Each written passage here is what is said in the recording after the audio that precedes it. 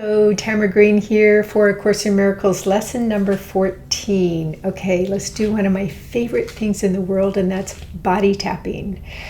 You take the pinky side of your hands and create fists, and 2 inches below your belly button you begin tapping, alternating with each hand. And you're taking deep breaths. So what you're doing is focusing on exactly where you are tapping, 2 inches below the belly button, right in the abdomen. And when you focus on where you're tapping, well, guess what? Your mind goes there too. Where your energy goes, mind goes, and where your mind goes, energy goes. So you're focusing on the lower belly. Kind of cools the mind and warms up the belly, which is how it's supposed to be. Breathing in and exhale. Breathing in and exhale. Need some courage? Do this. Like before going on stage for a speaking engagement, do this. It's great. Breathe in and exhale. Very good. Now, in a clockwise fashion, just rub your belly. Good. Very good. I love that. Okay. A Course in Miracles, lesson number 14. God did not create a meaningless world. The idea for today is, of course, the reason why a meaningless world is impossible. What God did not create does not exist. And everything that does not exist exists as He created it. The world you see has nothing to do with reality. It is of your own making, and it does not exist. The exercises for today are to be practiced with eyes closed throughout. The mind-searching period should be short, a minute at most. Do not have more than 3 practice periods with today's idea unless you find them comfortable.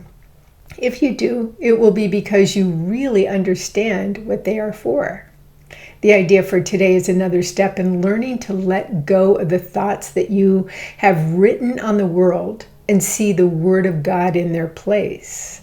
The early steps in this exchange, which can truly be called salvation, can be quite difficult and even quite painful. Some of them will lead you directly into fear, and you will not be left there. You will go far beyond it. Our direction is toward perfect safety and perfect peace. With eyes closed, think of all the horrors in the world that cross your mind. Name each one as it occurs to you, and then deny its reality. God did not create it, and so it is not real. Say, for example, God did not create that war, and so it is not real. God did not create that airplane crash, and so it is not real. God did not create that disaster, specify, and so it is not real.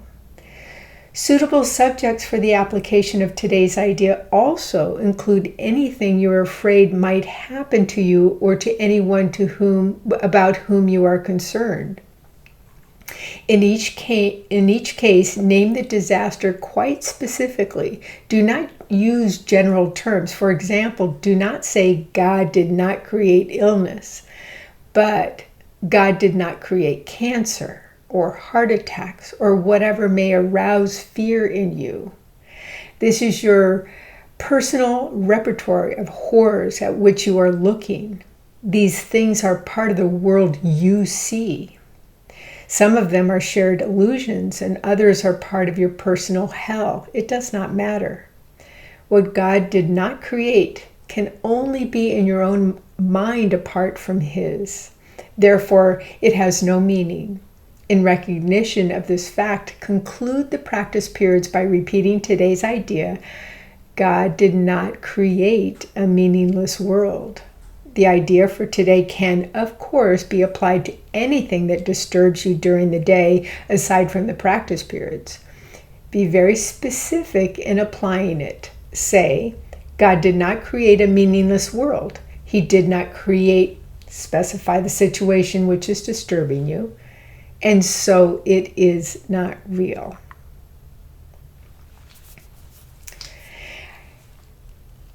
A few years ago, well, more than a few years ago, we were visiting a friend. My husband and I were visiting a friend. And she had outside of her home at the front porch, it was like a chalkboard on her porch. And she had written the words, "Love is all that exists, and everything else is illusion." And it was a great reminder for me. As soon as I saw it, I stopped dead in my tracks. And I knew it to be truth as I read it. So earlier in the lessons, it talks about what God did not create does not exist. And love and God, the word God and love are interchangeable because they basically mean the same thing. So I decided that for today's lesson, I would read to you a beautiful description of love.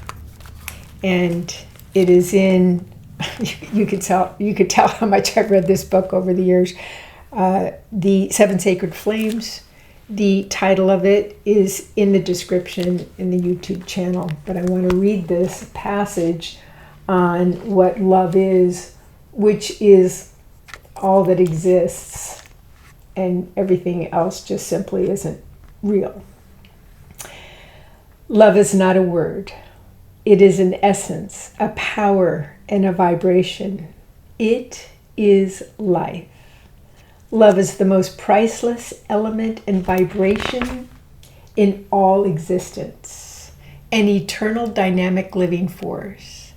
It is the golden chariot that transcends time and eliminates space. Love is the primal substance of light out of which all things are created. It is the unified power which holds all things together. Love simply contains everything. Enough intensity of love can heal and transform everything. Just as there is no real dividing barrier between your human self and your grand cosmic self, there is no real dividing barrier between your human love and your Christ love. There is only a difference in intensity and vibration. Very good. Have a good rest of your day, and I'll see you tomorrow.